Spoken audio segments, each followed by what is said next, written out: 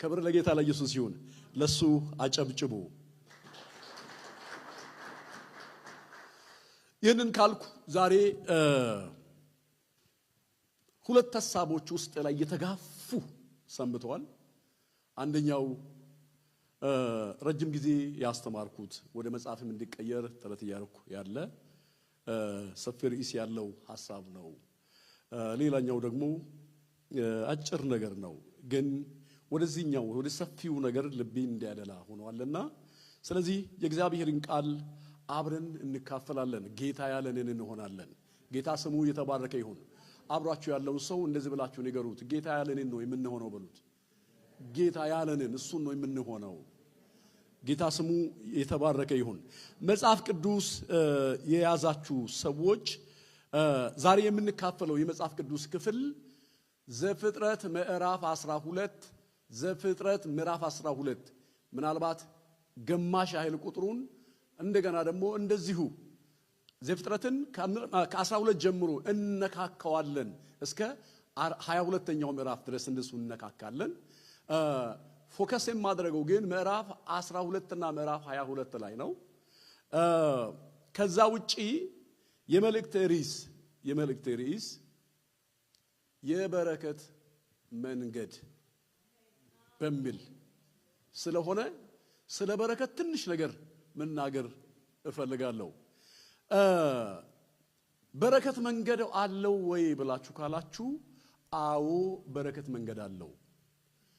አንድን ነገር ለማግኘት በረከት ለማግኘት ብቻ አይደለም፣ አንድን ነገር ለማግኘት የሆነ ቦታ ለመድረስ ያሰብነው ያለምነው ያቀድነው የተመኘነው የናፈቅነው ጋር ለመድረስ መንገድ እንደሚያስፈልገን ሁሉ እንዲሁ በረከትን የማይናፍቅ ሰው ስለሌለ፣ መባረክን የማይፈልግ ሰው ስለሌለ ሰው ሁሉ በረከትን ስለምናፍቅ ወደዚህ ወደ ናፈቅነውና ወደ ምንፈልገው በረከት ለመድረስ ምን ያስፈልጋል ብላችሁ ካላችሁ፣ መንገድ ያስፈልጋል። አሁን በዘመናችን ስል እሱ የመቼ ሰው ነው ምናምን ብለህ እኔ በጣም ምኩክ ብያለሁ። ጌታ ረቶኝ ባለፈው ነግራችኋለሁና በጌታ ቤት እግዚአብሔር እድል ሰጥቶኝ 31ኛ ዓመቴን ባለፈው አክብሬያለሁ። እዚህ ጌታ እድል ሰጥቶኝ ከእናንተ ጋር አከበርኩ። እሱን ፓስተር አክብሬያለሁ። 31ኛ ዓመቴን አከበርኩ ከዚህ ህዝብ ጋር። ጌታ ስሙ የተባረከ ይሁን።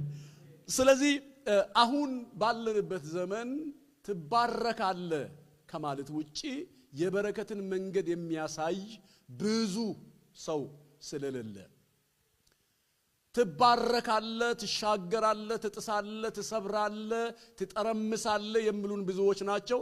የምንጠረምስበትን መንገድ የሚያሳዩን ግን ጥቂቶች ናቸው። እኔ የምንጠረምስበትንና የምንባረክበትን የምንሻገርበትን መንገድ በረከትን የምንወርስበትን መንገድ ከምናገሩ ጥቂቶች አንዱ ነኝ። ጌታ ስሙ እየተባረከ ይሁን። ስለዚህ የበረከት መንገድ በሚል አብረን የእግዚአብሔርን ቃል እናያለን ብያችኋለሁ።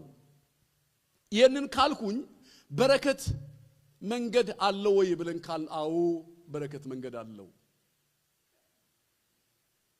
የበረከትን መንገድ ከመናገሬ በፊት መጽሐፍ ቅዱስ ሁለት አይነት በረከቶች እንዳሉ ይናገራል። ሁለት አይነት በረከቶች እንዳሉ መጽሐፍ ቅዱስ በግልጽ ይናገረናል።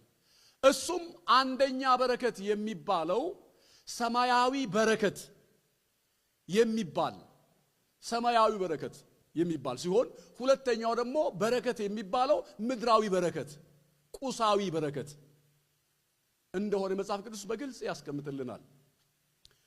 በማቴዎስ ወንጌል ምዕራፍ 6 ቁጥር 33 እና 34 ስታነቡ ኢየሱስ ክርስቶስ እንዲህ ብሎ ተናገረ። እናንተ ግን አስቀድማችሁ የእግዚአብሔርን ጽድቅ መንግስቱንም ፈልጉ፣ ሌላ ሁሉ ምን ይሆንላችኋል? ይጨመርላችኋል። አስቀድማችሁ የእግዚአብሔርን ጽድቅና መንግስቱን ፈልጉ ብሎ ያለው ያ ጽድቅና መንግስት የሚባለው የመጀመሪያ በረከታችን ነው። ጌታ ስሙ ይባረክ። የመጀመሪያ በረከት ጽድቁንና መንግስቱን በመፈለግ ውስጥ ጽድቁና መንግስቱ ምድራዊ በረከት አይደለም። ጽድቅና መንግስት በረከት ምድራዊ አይደለም፣ ሰማያዊ ነው። ሌላው ስለ ምድራዊ በረከት ስናገር ደግሞ ሌላው ሁሉ ይጨመርላችኋል ብሎ ያለው እሱ ሁለተኛው በረከት ነው። ይሄ ብቻ አይደለም። የኤፌሶን መጽሐፍ ምዕራፍ 1 ከቁጥር 1 ጀምራችሁ ስታነቡ ሐዋርያው ጳውሎስ ለኤፌሶን ሰዎች ጽፍላቸው እንዲህ ብሎ ይናገራል።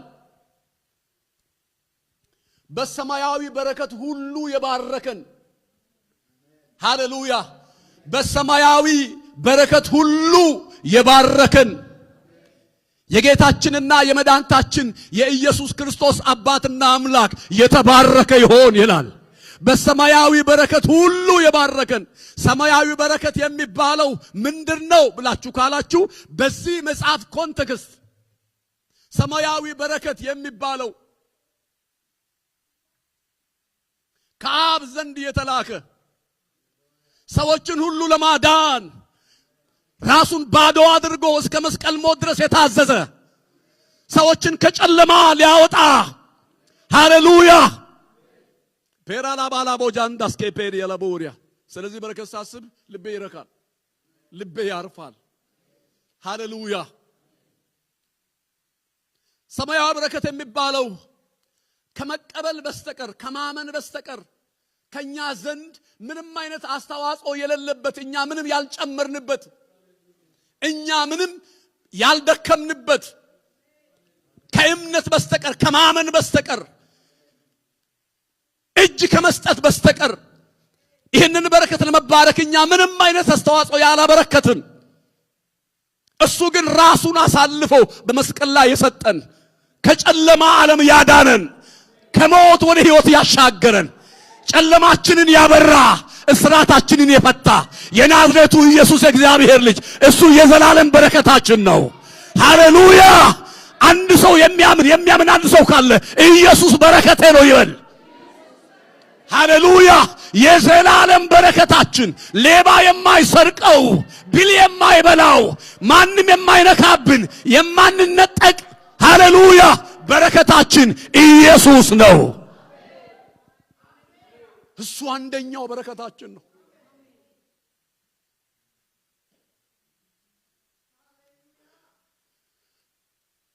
ጉልበታሙ መጥቶ የማይወስድብን፣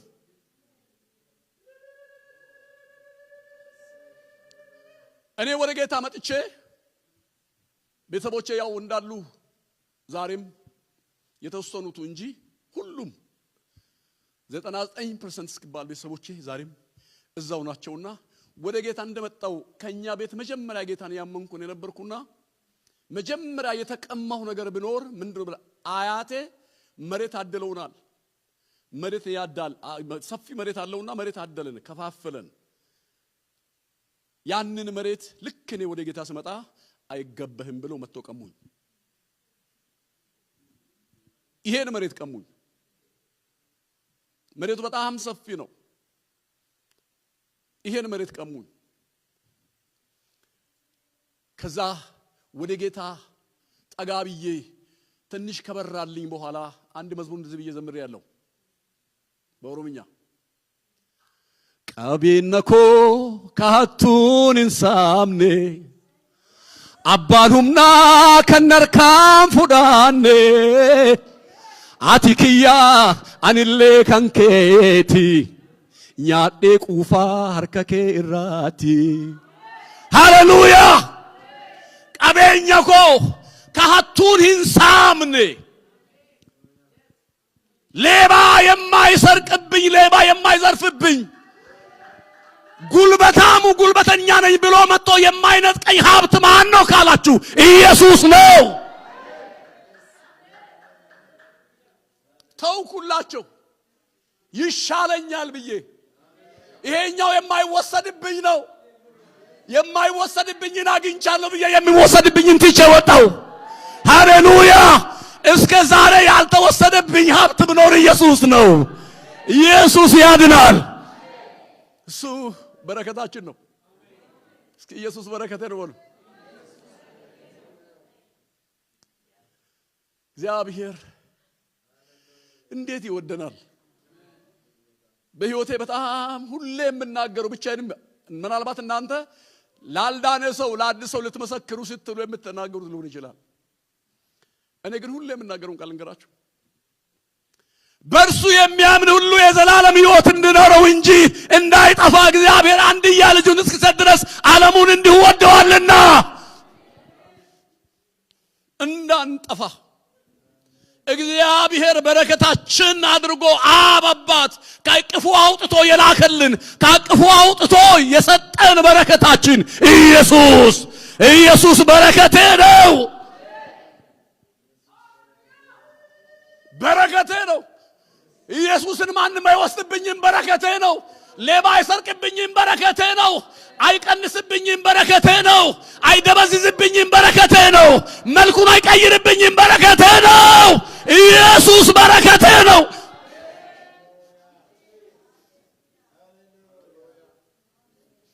ኢየሱስ በረከቴ ነው። በዛ አጭር ዕድሜ ብዙ ነገሮችን ሞክሬያለሁ። ለመባረክ ብዙ ነገሮችን ሞክሬያለሁ። ብዙ ስራዎችን ሞክሬያለሁ። ብዙ መንገዶችን ሄጃለሁ። ግንበኝነት ሁሉ ሳይቀር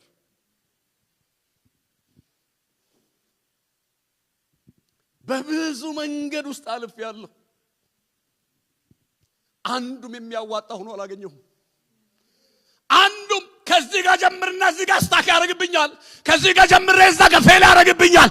ፌሌሪቲ የማያውቀው በረከታችን ኢየሱስ። ሃሌሉያ! ወይኔ ኢየሱስ ታድለናል። የዚህ በረከት ተካፋይ ሆነን በነጻ ተሰጥቶን እየተጽናናን የምንኖርበት በረከታችን ኢየሱስ ጌታ ስሙ እየተባረከ ይሁን። ስለዚህ አንደኛ በረከት የሚባለው ሰማያዊ በረከት የሚባል ነው። ሰማያዊ በረከት የሚባለው ደግሞ በኢየሱስ ያገኘን ዘላለማዊ ሕይወት ኢየሱስ ራሱ በረከታችን ነው። ሰማይ የሚጠብቀን ቤት አለ፣ በረከታችን ነው። በምድር ላይ ለመስራት ቤት ለመግዛት ዋጋ እንከፍላለን፣ ብዙ እንታገላለን። በተለይ በዚህ የምንኖር ሰዎች ሞርጌጁ አናታችን ላይ እስኪወጣ ድረስ ወዴት እንግባ እስክንል ድረስ ስራ ስንፈታ ወዴት እንሄዳለን አሁን ይሄ አለብኝ ብለን እስክንጨነቅ ያለ ጭንቀት የተሰራልን ቤት በሰማይ አለን። የሰው አይን ያላየ ጆሮ ያልሰማው በሰው ያልተዳሰሰ እግዚአብሔር ግን ለሚወዳቸው ለምርጦቹ ያዘጋጀ በኢየሱስ ብቻ የተሰራ ቤት አለን በሰማይ። ሃሌሉያ! ስለዚህ ሰማያዊ በረከት አለን። እስኪ ሰማያዊ በረከት አለኝ በሉ። ሰማያዊ በረከት አለን። በሰማይ ያለ በረከት፣ በሰማይ ያለ ሀብት ገና መንገድ ላይ ነን ሄደን የምናርፍበት። ኢየሱስ ክርስቶስ እንደዚህ ያለ በዮሐንስ ወንጌል ምዕራፍ 14 ቁጥር 1 ላይ ልባችሁ አይታወክ፣ ልባችሁ አይጨነቅ፣ በእግዚአብሔር እመኑ፣ በእኔ ደግሞ እመኑ። በአባቴ ቤት ብዙ መኖሪያ አለ፣ ባይሆን ኖሮ እንዲህ እላችኋለሁ፣ ስፍራ አዘጋጅላችሁ ዘንድ እሄዳለሁ። ሄጄ ስፍራ አዘጋጅላችኋለሁ። ስፍራ ካዘጋጀሁላችሁ በኋላ ደግሞ ባዘጋጀሁላችሁ ስፍራ እኔ ባለሁበት እናንተ ደግሞ እንድትሆኑ እንደገና ወደ እናንተ እመጣለሁ፣ መጥቼም ወደ ራሴ ወስዳችኋለሁ። ሃሌሉያ! ተጽናኑ። ምድር ፊቷን ያጠቆረችባችሁ፣ በምድር ያልተሳካላችሁ ሰዎች አላችሁ። ሰርታችሁ መለወጥ ያቃታችሁ፣ ደክማችሁ የድካማችሁን ፍሬ መያዝ ያቃታችሁ ሰዎች አላችሁ። ደስ ይበላችሁ። በሰማይ ልዩ በረከት አለን። ያለ ድካም ኢየሱስ ድካማችንን ወስዶ እሱ ድካማችንን ደክሞ ያዘጋጀልን ልዩ በረከት፣ ልዩ ሀብት፣ ልዩ ቤት በሰማይ የተሰራልን ቤት አለ። ይሄ ትልቁ መጽናኛዬ ነው። ሃሌሉያ! ኢየሱስ ያድናል። ስለዚህ አንደኛ በረከት የሚባለው ይሄ ነው። ዛሬ ፎከስ ላድርግ የሚፈልገው ስለዚህኛው በረከት አይደለም፣ ወደ ሁለተኛው በረከት ትንሽ መናገር ፈልጋለሁ።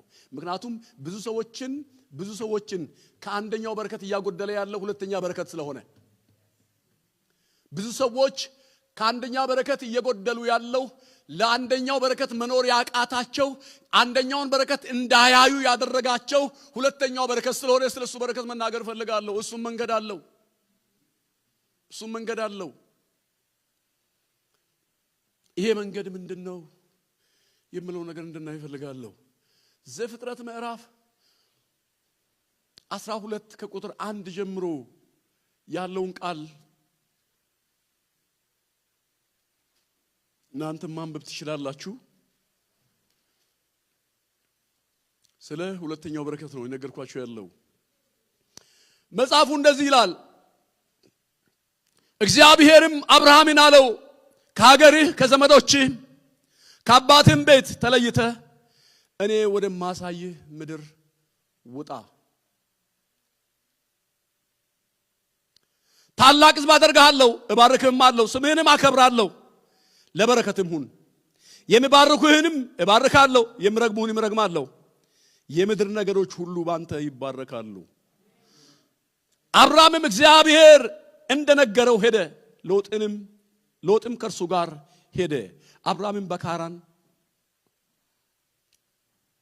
ወደ ካራን በወጣ ጊዜ የ75 ዓመት ሰው ነበር።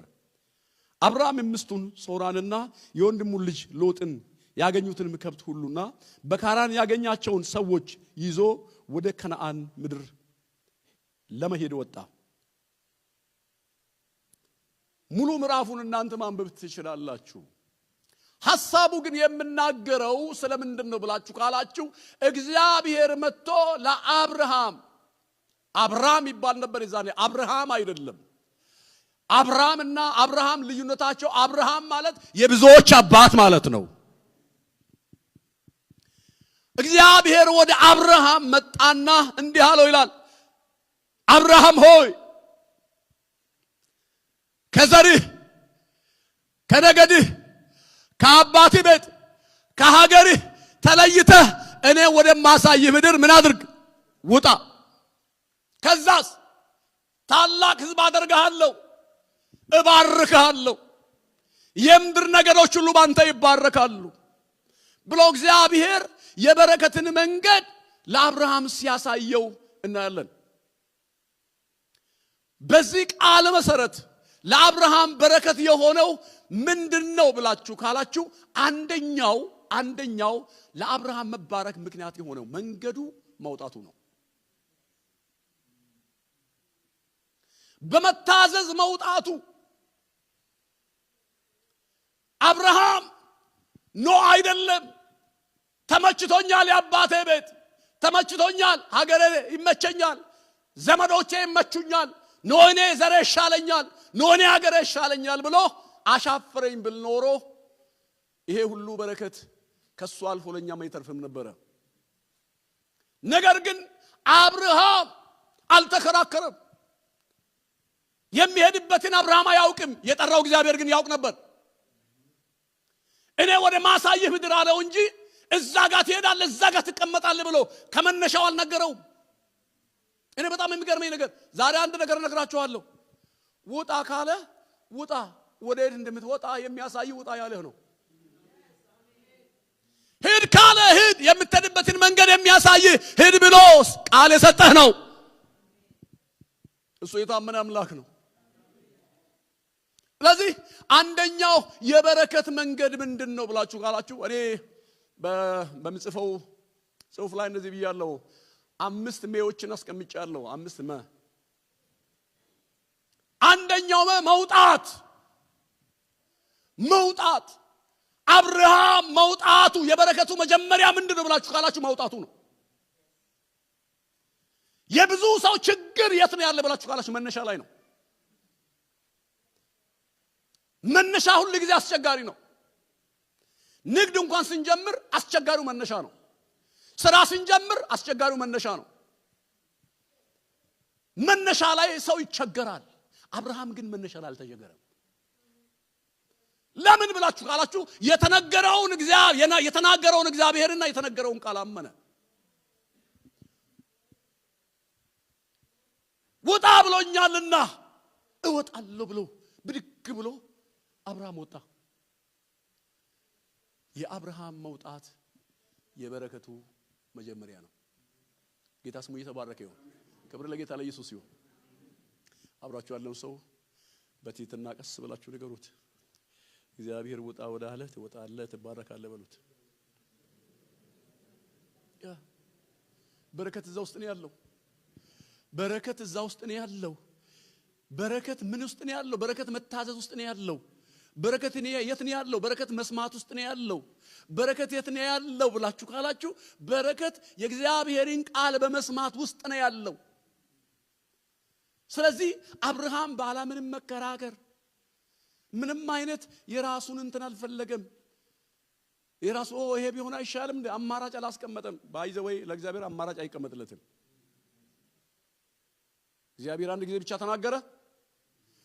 እኔም ይሄን ብቻ የሚል ሁለት ነገር ነው እዛ ጋር ያለው። አንደኛው እግዚአብሔር አንድ ጊዜ ብቻ ተናገረ። እኔም ይሄን ብቻ ሰማሁ። ኃይሌ ማን ነው? የመባረክ ኃይል የእግዚአብሔር ነው። የመለወጥ ኃይል የእግዚአብሔር ነው። የማኖር ኃይል የእግዚአብሔር ነው። ቀንበር የመስበር ኃይል የእግዚአብሔር ነው። ስለዚህ እግዚአብሔርን መስማት በረከታችን ነው። ጌታ ስሙ የተባረከ ይሁን። ክብሩን ጌታ ይውሰድ። ሁለተኛው ደግሞ በአብርሃም ሕይወት ውስጥ ሌላኛው የምናየው ነገር ምንድነው? ስለዚህ ስለ ምድራዊ በረከት የምናስብ ባይዘው አብርሃም በእግዚአብሔርም በሰውም የበረከት ተምሳሌት ነው። እግዚአብሔር በዘመናት መካከል በምክንያት ሁሉ አንስቶ በምክንያት ሁሉ ስሙን እያነሳ እግዚአብሔር የምናገርለት ሰው ቢኖር አብርሃም ነው። እኔ አብርሃም ይላል እግዚአብሔር፣ እኔ ይስሐቅ፣ እኔ ያዕቆብ አምላክ ነኝ ያለ እግዚአብሔር። ሃሌሉያ! እግዚአብሔር ወደዚህ ጎራ አድርጎናል። ስሙ የተባረከ ይሁን። ወደዚህ ጎራ አድርጎናል። ጎራ ብለናል። ወደዚህ በረከት ጎራ ብለናል። ጌታ ስሙ የተባረከ ይሁን። እኛ በአብርሃም ዘር ውስጥ በስጋ የለንም፣ ግን በክርስቶስ ኢየሱስ በኩል ወደዚህ ጎራ ብለናል። ስሙ የተባረከ ይሁን። ስለዚህ እንዴት ደስ ይላል! እግዚአብሔር እኔ የአብርሃም የይስሐቅ የያዕቆብ አምላክ ነኝ ስል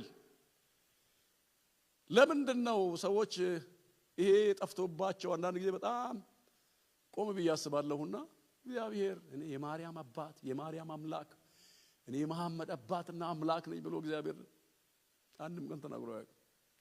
እንኳን በዚህ በዛኛው ማይናገር እንኳን በዚህ በዛኛው ማይልም። ግን እኔ የአብርሃም የይስሐቅ የያዕቆብ አምላክ ነኝ ብሎ እግዚአብሔር እስኪናገር ድረስ አብርሃም የምን ሰው ነው ብላችሁ ካላችሁ አብርሃም የበረከት ሰው ነው። አብርሃም የተባረከ ሰው ነው። እሱ ብቻ አይደለም። አሁን በልምድኛ የምንለው አለ ታውቃላችሁ አይደል እንዴ? ስለ ትዳር ስነሳ የአብርሃምና ትዳራችሁ የአብርሃምና የሳራ ይሁንላችሁ ነው የሚባለው። ስለ በረከት ስነሳ እግዚአብሔር አብርሃምን በባረከበት ይባርክ ነው የሚባለው። ይሄ ሁሉ በረከት ከየት የመጣ ነው ብላችሁ ካላችሁ ይሄ ሁሉ በረከት የመጣው እግዚአብሔርን በመስማትና በመውጣት የመጣ በረከት ነው። ከዛ ነው የጀመረው። ዘር መንዘርህ በእግዚአብሔር በረከት ውስጥ እንድኖር ትፈልጋለህ? ባይዘወይ ለይስሐቅ የተረፈው የአብርሃም በረከት ነው። ለያዕቆብ የተረፈው የአብርሃም በረከት ነው። ዮሴፍ ባለፈበት ጎዳና እንዲባረክ አብርሃም ዘሩ ነው። ዘር እንዲባረክ ትፈልጋለህ? ዘርሽ እንዲባረክ ትፈልጊያለሽ? ዘር መንዘርህ የልጅ ልጅ እንዲባረክ ትፈልጋለህ? ሃሌሉያ! እግዚአብሔርን ስም አውጣ። እግዚአብሔርን ሰምቶ የሚወጣ ሰው ዘሩ የተባረከ ይሆናል። ጌታ ስሙ የተባረከ ይሁን። ዘሩ በዘመናችን እንኳን ብዙ ሰዎችን አይተናል። ጌታን በማገልገላቸው ጌታን እሺ በማለታቸው እግዚአብሔርን ብለው ወጥተው ዘር መንዘሮቻቸው ተባርኮ አንዱ በመሬት ጠብ የማይል ምን አለበት? ለነገሩ ደስ የሚለው ነገር ከዚህ በኋላ ከኔ ቀጥሎ ያለው ትውልድ የኔ የተባረከ ነው። ከዚህ በኋላ ያለው ከዛ የመጣው በጣም አስቸጋሪ ነው። እሱን እያየው እቀና ነበረ። አሁን እሱን ትቻለሁ። ከኔ ቀጥሎ ያለው ዘር በሙሉ የተባረከ ነው። ምክንያቱም እኔ ወደ በረከቱ ዘር ገብቻለሁ። የበረከቱ ዘር ኢየሱስ አግኝቶኛል። ሃሌሉያ! ስለዚህ ልጄ የልጅ ልጄ የልጅ ልጄ ልጄ ልጄ ልጄ ሃሌሉያ!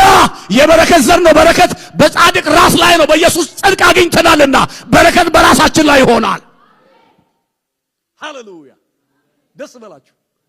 ለምሳሌ ዛሬ ስለ በረከት እያወራን ነው። ደስ በላችሁ። ደስ በላችሁ። እናንተ የተባረካችሁ ሰዎች ናችሁ። መጽሐፍ ቅዱስ እኮ እናንተ ለእግዚአብሔር የተባረካችሁ ሕዝብ ናችሁ ይላል መጽሐፍ ቅዱስ። እናንተ ለማን? እናንተ ለእግዚአብሔር የተባረካችሁ ሕዝብ ናችሁ ነው የሚለው የመጽሐፍ ቅዱስ። ስለዚህ እኛ ለእግዚአብሔር የተባረክን ሕዝብ ነን። ስለዚህ ደስ ይበላችሁ። አንዳንድ ጊዜ የሆነች ትንሽ ነገር ታስከፈናለች፣ ይሄን ትልቁ ነገር ታስረሰናለች። ትንሿ የሆነች ነገር ትዛባና እሷም እንዳትዛባ ወደ መንገድ እንውጣ። በነገራችን ላይ በእግዚአብሔር ፕሬዘንስ፣ በእግዚአብሔር ህልውና፣ በእግዚአብሔር ፈቃድ፣ በእግዚአብሔር ሐሳብ፣ እንደ እግዚአብሔር ቃል ሆነን የሚዛባ ካለ ይዛባ። ይሄ ሁሌ የምለው ነገር ነው። የሚዛባ ነገር ካለ፣ የሚጣመም ነገር ካለ፣ እኔ እግዚአብሔርን መንገድ የሚጣመም ነገር ካለ ይጣመም። ሲጀመር የሚጣመም ነገር የለም በእግዚአብሔር አምኜ። ምክንያቱም መጥቻለሁ፣ 31 ዓመት መጥቻለሁ። ስቃና ነው ያየው። ስቃና ስስተካከል ሃሌሉያ ጎዳናዬ ቀንቶ ሃሌሉያ እግዚአብሔር ስላለኝ ማን ይቃወመኛል? ማን ይቃወመኛል? ማን ይቃወመኛል? የቱ ይዘኛል? የሚይዝ የለም አይደለም። የሚይዘውን እየበጣጠሰ የሚያሳልፍ የእግዚአብሔር ክብር በአንተ ላይ ይሆናል። መውጣት ነው። አብርሃም የበረከቱ አንደኛው መውጣቱ፣ ሁለተኛው መስማቱ፣ ሶስተኛው መታዘዙ። አሜን በሉ። ሲአሜን በሉ። መውጣቱ ለአብርሃም በረከቱ፣ መስማቱ ለእግዚአብሔር ለአብርሃም በረከቱ። ሁለተኛው የበረከት መንገድ የሚባለው ከዚህ ከአብርሃም ሕይወት ሳንወጣ ሙሉ ምዕራፎቹን አንብቡ። ይሄ የአብርሃም ታሪክ የሆነ የበረከት መንገድ ነው። ራሱ ሐሳቡን ስታነቡ ወጣ ይላል። ከዛ በመንገድ እንደተፈተነ ይናገራል። በነገራችን ላይ ምዕራፍ 11 የወጣበት ነው። ምዕራፍ 13 ከሎጥ ጋር ሆኖ በመውጣቱ ትንሽ የሆነ አይነት ነገር የተፈጠረበት ነው። ምዕራፍ 14 ቁጥር 13 ላይ ስትሄዱ ሎጥ ከሱ የተለየበት ነው። ሎጥ ተለየው። ሎጥ ከተለየው በኋላ እግዚአብሔር ለአብርሃም ተገለጠለትና እንደዚህ አለው ይላል። ስለ ምድራዊ በረከት ስናገረው ከቆምክበት ስፍራ አንስተ ወደዛ ተመልከት። አይን የሚያየውን ሁሉ ይሄን ሁሉ ላንተ ምን አደርጋለሁ? ላንተ ብቻ አይደለም ለዘሪ ምን አደርጋለሁ? እሰጣለሁ። እግዚአብሔር አየ። እግዚአብሔር አንተን ስባርክ አንተን ብቻ አይደለም ባንተ ውስጥ ያለውን ዘር በሙሉ ወደፊት አሻቅቦ ያያል እግዚአብሔር። ጌታ ስሙ የተባረከ ይሁን። ስለዚህ የምድር አሕዛብ ሁሉ ባንተ ይባረካሉ፣ አንተ ትባረካለህ፣ ዘሪ ይባረካል። የምድር ነገዶች ሃሌሉያ ከነገዶች አንዱኛ ነን። ስለዚህ ትባረካለህ ያለው እግዚአብሔር አብርሃምን ባረከው። ምዕራፍ 15 በምታይ ነገር አብርሃም ተስፋ ቆርጦ ጥርጥር ውስጥ የገባበት ነው። ተጠራጠረ። ምክንያቱም እግዚአብሔር ምዕራፍ 14 ላይ ባረከው። በግመል፣ በከብት፣ በበጎች፣ በጋማ ከብቶች፣ በቀንድ ከብቶች እግዚአብሔር ባረከው። አብርሃም እጅግ ተባረከ። ከተባረከ በኋላ ንብረቱን ያያል፣ ከብቱን ያያል፣ ሀብቱን ያያል። ቆም ብሎ ያይና አብርሃም ምን ይላል? እኔ ብቻዬን ነኝ ይላል። ይሄን ሀብት የሚወርስ ማን ነው? ይሄን ንብረት የሚወርስ ማን ነው? ማን ይወርሳል ብሎ ጥያቄ ውስጥ ገብቶ ፍርሃት ጀመረ። እግዚአብሔር ግን ከአብርሃም ጋር ነበር። አማኑኤል፣ እስኪ አማኑኤል በሉ። ሰሞኑን አማኑኤል እያለ ነበር አይደል? እግዚአብሔር ከኛ ጋር ነው። እግዚአብሔር ከአብርሃም ጋር ነበርና እግዚአብሔር መጥቶ አብርሃምን ምን ይለው ነበር ብላችሁ ካላችሁ እኔ ላንተ ጋሻ ነኝ። ስለዚህ ምን አታድርግ? አትፍራ፣ እኔ ላንተ ጋሻ ነኝ። የአብርሃም ጥያቄ አለ።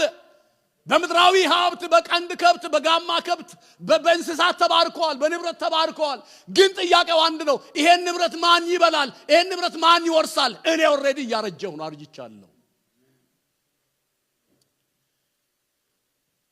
እግዚአብሔር አትፍራ፣ ይህ የደማስቆ ሰው ኤልኤዘር ሊወርሰኝ ነው፣ በቤቴ ያለ ባሪያ ሊወርሰኝ ነው ስል አብርሃም እንዲላል ኖ እግዚአብሔር እንደዚህ ይላል፣ አብርሃም አትፍራ፣ እሱ አይወርስህም። ማን እንደሚወርስ ልንገርህ ይለዋል። ማን እንደሚወርስ ልንገርህ፣ ከጉልበቴ ገና የሚወጣል እሱ ይወርስሃል። ሃሌሉያ! አቤት አቤት የአብርሃም በረከት።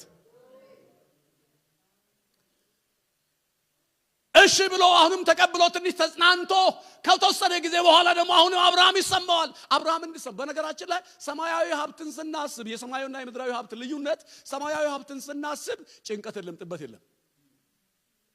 ምድራዊ ሀብት ማን ይወርሳል ነው ጭንቀቱ አንደኛው። እኔ ከሄድኩ ማን ይወርሳል፣ ማን ያስተዳድራል። በነገራችን ላይ እኔ ከሄድኩ ይሄን ንብረት ማን ያስተዳድራል የምትሉ ሰዎች ካላችሁ አትበሉ። እግዚአብሔር አስተዳዳሪ አለው። የሚያስተዳድር እግዚአብሔር ይመድብለታል። ክብር ለጌታ ለኢየሱስ ይሁን። እና ምዕራፍ 16 ጋር ስትሄዱ ደግሞ አሁን ከእግዚአብሔር ትንሽ ዞር አለና ሚስቱን ማማከር ጀመረ። እኔ ኦልሬዲ አልቆልኛል፣ እኔ ደክሜያለሁ፣ ኦልሬዲ አርጅቻለሁ፣ ይኸው ምርኩዝ ይዣለሁ። ከዚህ በኋላ እኔ ምንም ነገር የሚሆን ስለማይመስለኝ ምን ቢሆን ይሻላል? ሚስቱ ደግሞ መላምት ታስቀምጣለች። ይቶይ በነገራችን ላይ በመላምት በጣም ይታወቃሉ። በመላምት ጌታ ይባርካችሁ። በመላምት ይታወቃሉና መላ ፈጠረች። መላው ምንድነው? እኔም ኦሬዲ ነኝ፣ ያው እንዳንተ ነው፣ ያው ታውቀኛለህ። የተጋባንበት ጊዜ ታውቃለህ። ነገሮች ሁሉ ጨላልመዋል፣ አልቋል ነገር ሁሉ። ከዚህ በኋላ ምን ዋጋ የለንምና ወደዚህ ወደ አጋር በቤታችን ያለች ሰራተኛ ብትገባና ከሷ ልጅ ብናገኝ። ከዛ በኋላ አብርሃም ያንን ቃል ሰማና ወደ አጋር እንደገባ ምዕራፍ 16 ይነግረናል። ወደ አጋር ገብቶ እስማኤል እንደተወለደ አጎቶቼ ማለት ነው ሺር ያለው አጎቶቼ አሁን አጎቶቼ አይደለም ሺር ያለው አሁን አጎቶቼ ልጅ ወንድሞች አሉኝ። እናንተ ናችሁ ወንድሞቼ። እስኪ እኔ ወንድምህ ነኝ እኔ እህት ነኝ በሉኝ። ሃሌሉያ! ወንድሞቼ እህቶቼ፣ እግዚአብሔር ከአጎቶች አውጥቶ ወንድሞችና እህቶች መካከል ከተተኝ። ስሙ ይባረክ። እና እስማኤል ተወለደ። እስማኤል ከመወለዱ በፊት አጋር እስማኤልን ካረገዘች በኋላ ኩራት ተሰማት። በእመቤቷ በሳራ ላይ እጅግ በጣም ማቅራራት ጀመረች። ባልሽ ካንቺ ያላገኘውን ከኔ አግኝቷል አይነት፣ አንቺ ያልሆንሽውን እኔ ሆኛለሁ አይነት ልዩ ካራክተር አሳየቻት። ሳራ እንደገና ተጨነቀ። በነገራችን ላይ ከእግዚአብሔር ያልሆነ ሁሉ ያስጨንቃል። ከእግዚአብሔር ያልሆነውን እግዚአብሔር ከደጃችሁ ያንሳው። አሜን አትሉም እንዴ? የያዛችሁት ቢሆን የጨበጣችሁት ቢሆን እናንተ በቃ ዋፓ ምናምን ያላችሁት ቢሆን እግዚአብሔር የሌለበት ነገር ከደጃችሁ ይነሳ። እግዚአብሔር የፈቀደው ነገር ወደ ቤታችሁ ይምጣ። ይሄ በረከት በኢየሱስም ያግኛችሁ። ስለዚህ ተናገረቻት፣ ብዙ አለቻት። ሳራ ራሷ ባመጣች ራሷ እንደገና ሄደችና እቺን ሴት ከዚህ ቤት አስወጣት አለች። አስወጣት ትጣል ከቤት አስወጣት አለች። አብርሃም ደግሞ እግዚአብሔርን የሚፈራ ሰው ነው። ዝም ብሎ አውጥቶ መጣላ ከበደው። እግዚአብሔርን መስማት ጀመረ። ምክንያቱም የአብርሃም በረከቱ እግዚአብሔርን መስማት ውስጥ ነው። አሜን አትሉም እንዴ? እግዚአብሔርም ነገረው ትውጣ አለው። ወለደች እስከነ ልጇ ይዞ በቤርሳቤ ምድረ በዳ እንደ ተንከራተተች። ግን እግዚአብሔር ቸር ስለሆነ ለሷም እንደራራላት ለልጁም እንደራራ ጩኸቱን ሰምቻለሁ፣ የልጁን ለቅሶ አይቻለሁ ብሎ እግዚአብሔር በምድረ በዳ ምንጭን እንዳፈለገ እሱን ለእናንተ ተዋለሁ። ግን አሁንም እግዚአብሔር የፈቀደውና እግዚአብሔር ያለው አልመጣም። እግዚአብሔር የፈቀደውና እግዚአብሔር ያለው ማን ነው? ይስሐቅ አልመጣም። ይስሐቅ እስኪመጣ በረከቱ እውነተኛ አይደለም። አሁንም አብርሃም ተስፋ መቁረጥ ጀመረ። ያለ አግባብ ያገኘሁትም ቢሆን ያለ ይመስለኛል፣ ያለ መንገድ ያገኘሁትም ቢሆን እሱን ማሰናብቻለሁ፣ እኔው ብቻዬን ቀርቻለሁ። በቃ ምን ልንሆን ነው? ንብረቱ ሜዳ ላይ ሊቀር ነው። ሜዳ ላይ አይቀርም። እግዚአብሔር ያለው መጥቶ ይወርሳል። በነገራችን ላይ የአብርሃምን የበረከት ጥግ ልንገራችሁ። አብርሃም ይስሐቅን የወለደ በስንት ዓመቱ ነው? በመቶኛ ዓመቱ ተስፋ በተቆረጠበት ይስሐቅን ወለደ ይላል። በጣም የገረመኝ ነገር ልንገራችሁ። በ99ኛና በ100ኛ ዓመት መካከል የተወለደ ይስሐቅ ሰው ተስፋ እኛ ስናስብ ተስፋ የተቆረጠበት ነው። ምዕራፍ 25 ጋር ስትሄዱ ሳራ ከሞተች በኋላ ይላል መጽሐፍ ቅዱስ። ሳራ ከሞተች በኋላ አብርሃም ይላል። የቱ አብርሃም? ሳራ ከሞተች በኋላ ይሄው አብርሃም ከጡራ የምትባል ሚስት አገባና 6 ልጅ ወለደ ይላል። አተ እግዚአብሔር ይባርካል ካለ እግዚአብሔር ይባርካል።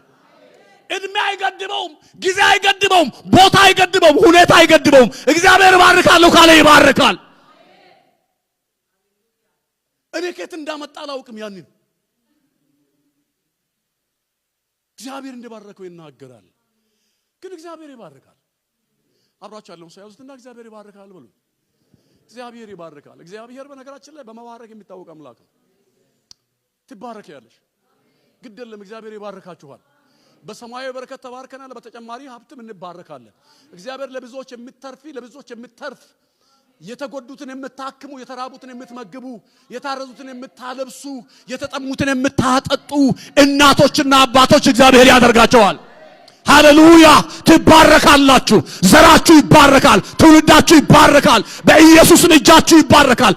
የምትሰሩት ይባረካል። የምትናገሩት ይባረካል። ያንደበታችሁ ቃል ይባረካል። የልባችሁ ሐሳብ ይባረካል። ራጋዶስ ሳፔሪያ እግዚአብሔር ይባርካችኋል። ፕሬዝ ዘ ሎርድ። እግዚአብሔርን በረከት ግን መንገዱ ሌላኛው መስማት ነው። ምዕራፍ 7 ላይ እሱ ተስፋ ቆርጦ በቃኛ ከተመ፣ ከዚህ በኋላ የለም ነገር ሁሉ ብሎ ካለ በኋላ ምዕራፍ 7ን ፓስተር ይተነብልኛል። ምዕራፍ 7 ቁጥር 1 እስቲ አይሆንሽ የፈለከው ታሰባለች። ምዕራፍ 17 ላይ 17 ከቁጥር 1 አንብቡ እንካ።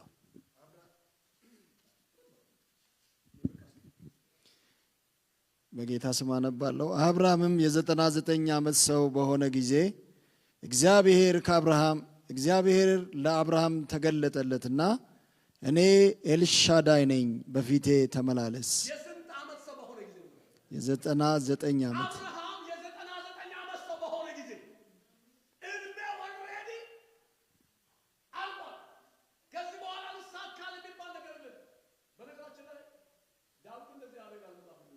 በለና በሞት መካከል አንድ እርምጃ ቀርቶ በመቶና በአብርሃም መካከል አንድ እርምጃ ቀርቶ እግዚአብሔር መጣ። በነገራችን ላይ እግዚአብሔር አንድ እርምጃ ቀርቶም አንድ እርምጃ አልቆም ለሱ እኩል ነው። አምነቱንም እንዴ ዳዊት አንድ እርምጃ ቀርቶ ይላል። አልዓዛር ደግሞ እርምጃ ሁሉ አልቆ እግዚአብሔር መጣ። ዛሬ የተነብይባችኋለሁ። እግዚአብሔር ወደ ቤታችሁ ይመጣል። ወደ አለቀው ነገራችሁ ይመጣል። ወደ አበቃውና ወደ አከተመው ነገራችሁ እግዚአብሔር ይመጣል። እግዚአብሔር እንደገና ያስጀምራችኋል። ሃሌሉያ! ራዲጎስ ካፔድ ያላቦራ እግዚአብሔር እንደገና አስጀምራችኋለሁ ይለኛል። እንደገና አስጀምርሻለሁ። እንደገና አበቃ ብለሻል፣ አከተመ ብለሻል። በቃ ብለሃል፣ አከተመ ብለሃል። እግዚአብሔር እንደገና ያስጀምርሃል። የጨረስከው አንተ እንጂ እግዚአብሔር አይደለምና።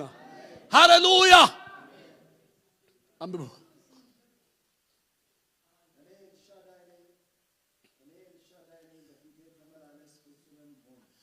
እኔ ኤልሻዳይ ነኝ። ተባረክልኝ ፓስተር ይውል። እኔ ኤልሻዳይ ነኝ፣ በፊቴ ተመላለስ፣ ፍጹምም ሁን። እኔ የሚፈልገው ካንተ ይሄንን ነው።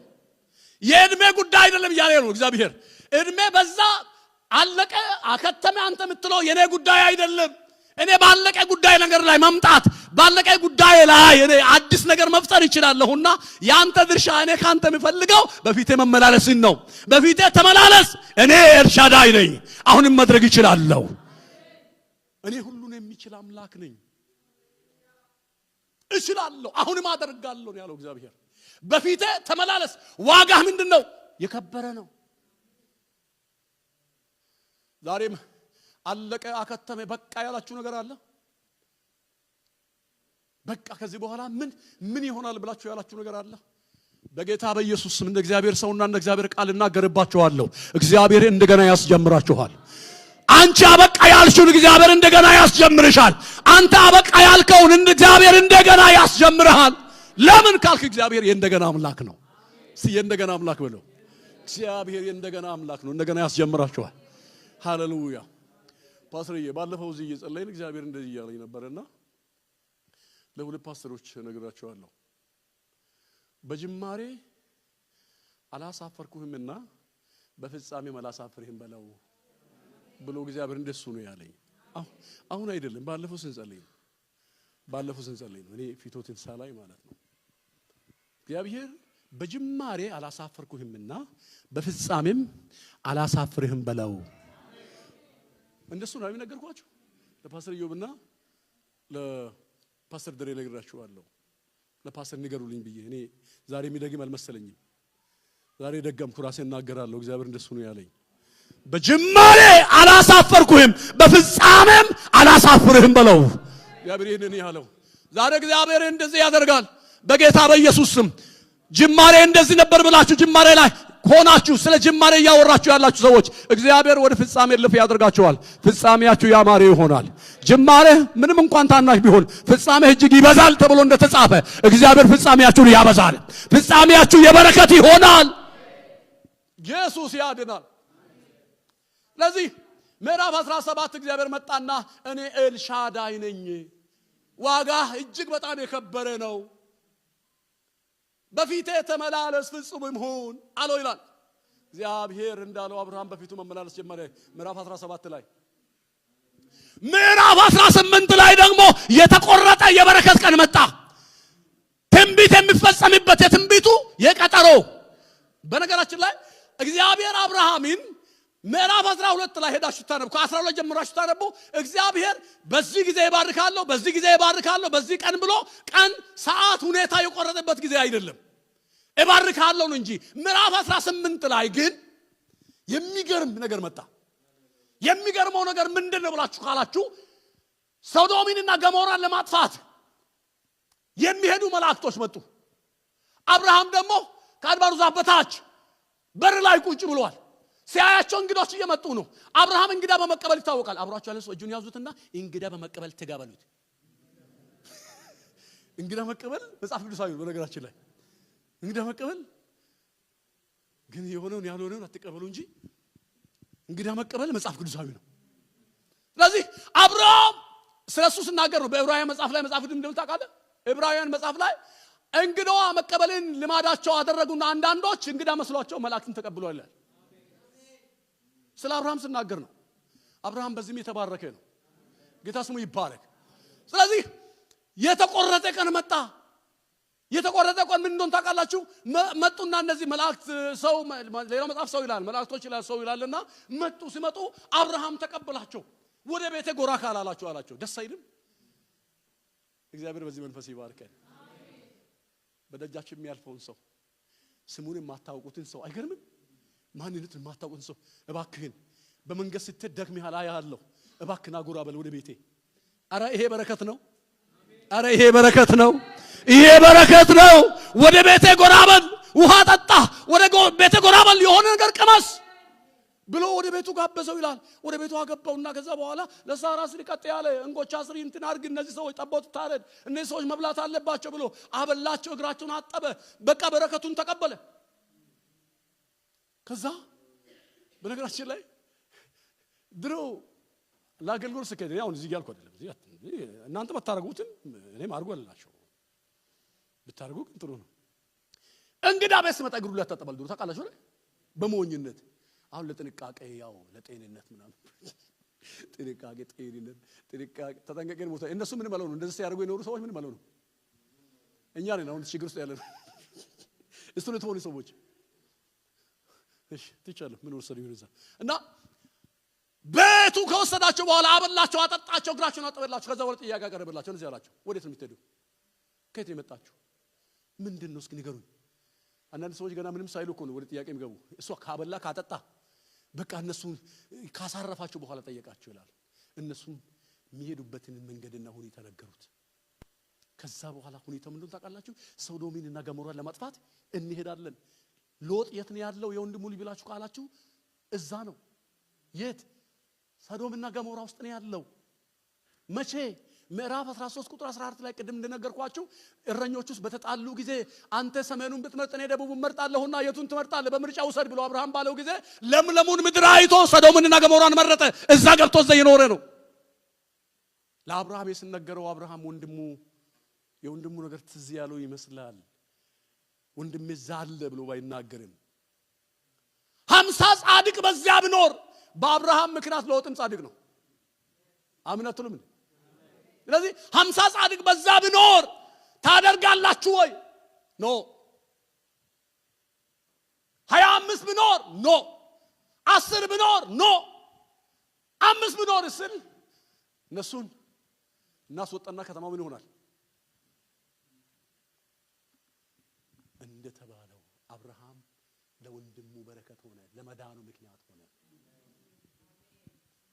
ወደዛ በደረሱ ጊዜ ለአብርሃም ለሎጥ ከሚስቱና ከሴት ልጆቹ ጋር ሸሽተው ወደ ተራራ ለማውጣት በእርግጥ ሚስቱ መንገድ ላይ ቀርታለች። ወደ ኋላ በማየት አብራችሁ ያለው ሰው ወደ ኋላ አትይበሉት። አዲስ ኪዳን ምን እንደምል ታውቃለህ? ከናንተ እርፉን ይዞ ወደ ኋላው የሚያይ ማን ነው ይላል። ለአባት መንግስት የተገባ አይደለም አለ ኢየሱስ። እርፍ ማለት እርሻ እያረሰ ሰውየው እያለ እየነዳ የሚል ከሆነ መስመር ይሲታል፣ የሆነ ነገር ይሆናል፣ ወይ ደግሞ በሬ ወደ ሌላ ቦታ ይሄዳል ማለት ነው። ስለዚህ እንደሱ የሚያደርግ ሰው ከሌለ አለ እኔን የሚከተለኝ ሰው ወደ ኋላ ላይ አይገባም ነው ኢየሱስ እያለ ያለው። ወደ ኋላ ማየት ጥሩ አይደለም ሊላችሁ ፈልጌ ነው። ኦኬ ወደዚህ ልመለስ። እሱን ትቼ ወደዚህኛው ልመለስና አብርሃም ያን ካለ በኋላ በዛ አላበቃም። ስላደረገላቸው ነገር በጣም ተገረሙና መጨረሻ ላይ ጨርሶ ሲወጡ እንዲህ አሉ። አብርሃምን ጠርቶ የዛሬ ዓመት አሉ አሁን የተቆረጠ የበረከት ቀጠሮ እየመጣ ነው። የበረከቱ ፍጻሜ የዛሬ ዓመት ቀጠሮ በዚህ ጊዜ በዚህ ሰዓት ሚስት ሳራ ወንድ ልጅን ትታቀፋለች፣ ወንድ ልጅ ትወልድልሃለች። አየ የተቆረጠ ዛሬ በኢየሱስ ክርስቶስ ስም የቀጠሮዋችሁ ቀን እስኪ እንደዚህ በሉ። የቀጠሮው ቀን ሃሌሉያ። ቀጠሮ የበረከታችሁ ፍጻሜ ቀጠሮ የዛሬ ዓመት በዚህ ጊዜ በዚህ ሰዓት ሚስት ሳራ የቷ ሳራ የዘጠና ምናምን ዓመቷ ሳራ የደከመችው ሳራ እኔ ዋጋ የለኝም ብላ የምትወደውን ውድ ባሏን ለሰራተኛ አሳልፋ የሰጠችው ሳራ የምትወደውን። በነገራችን ላይ እህቶች ጌታ ይባርካችሁ። መጽሐፍ ቅዱስ ያው ባሎች ሚስቶቻችሁን ውደዱ ይላል። የእህቶች ፍቅር ግን ይበልጣል። እኔ እንዴት ሆኖ እንደበለጠ ባላውቅም ከወንድሞች ይልቅ የእህቶች ከባል ይልቅ የሚስት ፍቅር ይበልጣል። ሚስት ካፈቀረች ነው በቃ። ሚስት ለባሏ በቃ ካፈቀረች አይንላትም። ወፍ ዝር እንድልበት አትፈልግም። ማንም ዞር ብሎ እንዳያው አትፈልግም። ሰላምታ እንኳን ጠይቁ፣ እዛ አብሯት እየሄደ ሰላምታ ጠይቁ። ትንሽ ከቆየ አንተ አይሰማህም እንዴ እዚህ ቆሜ ይላሉ። አይወዱም። በቃ ለባሎቻቸው ናቸው። ጌታ ስሙ ይባል። እውነት ነው። እህቶች እውነት ነው በሉ እስቲ። እውነት ነው። እና ይሄንን ለሰላምታ እንኳን ከሌላ ሴት ጋር ሰላምታ ስለዋወጡ እንኳን የምሳሳለትን ባል አሳልፋ ሰጠች። ከሁኔታ የተነሳ አንዳንድ ሁኔታዎች የማንሆነውን እንድንሆን ያስገድዱናል፣ ግን እግዚአብሔር ይመጣባቸዋል። ባሏን አሳልፋ የሰጠችው ሳራ እሷ ሳራ አሉት የዛሬ ዓመት ወንድ ልጅ ትወልድልሃለች። በዚህ ጊዜ በዚህ ሰዓት ያውም ቀጠሮ ተቆርጦ ሳራ በዛ በርቀት ዞር ነበርና ሰማችና አለች፣ ሳቀች። ማመን አልቻለችም። አብርሃም ግን አየና ሰማና ተደፍቶ ሰገደ ይላል። ሳራ ለምን ሳቅሽ ስሏት አረን ያልሳኩም አለች። አንዳንድ ሰዎች እየሳቁ አልሳኩም ይላሉ፣ ግን እግዚአብሔር ሳቅ ያርግላችሁ። አንዳንድ ሰዎች እየሳቁ በራሳቸው ይስቃሉ። አንዳንድ ሰዎች ራሳቸውን ታዝበው እኔ አሁን ይላሉ። አንዳንድ ሰዎች ራሳቸውን ሁኔታቸውን አስበው ከዚህ በኋላ እንዘምር ራሳቸው። በነገራችን ላይ 3 አይነት ሳቅ አለ። የደስታ ሳቅ አለ፣ የፌዝ ሳቅ አለ፣ የትዝብት ሳቅ አለ። ታውቃላችሁ? የደስታ ሳቅ ማለት በሆነልን ነገር ቀጥ ብለን ተንተክተክ እንባችን እስከወጣ መስቀው ማለት ፌዝ ደግሞ አንተማ ምንለው ማለት ነው። ትዝብት ደግሞ እንዴት እንደዚህ ያለ አሁን እኔ መውለዴ ነው እኔ እንዳርገው ወልዳለሁ በራሷ ተስፋ ቆርጣለች። እግዚአብሔር ግን ሊመጣ ነው። አብራችሁ ያለው ሰው ያዙትና አንተ አይደለህም እግዚአብሔር ነው የሚመጣ በሉት። እግዚአብሔር ስለሚመጣ አንተ ተስፋ የቆረጥክበት አይሆንም ያልከው ነገር ይሆናል። ማን? እግዚአብሔር ስለሚመጣ። ከዛ ሮጥ እያልኩ ነው። ምዕራፍ 22 ጋር ሄዱ። ምዕራፍ 21 ጋር ሄዱ። ምዕራፍ 21 ላይ እንደዚህ ይላል። ፓስተር እየተናበልኛል። ምዕራፍ 22 ሁላችሁም አንብቡ። ፈቅድላችኋል። አንድ ደቂቃ። ምዕራፍ 21 በጣም የሚገርም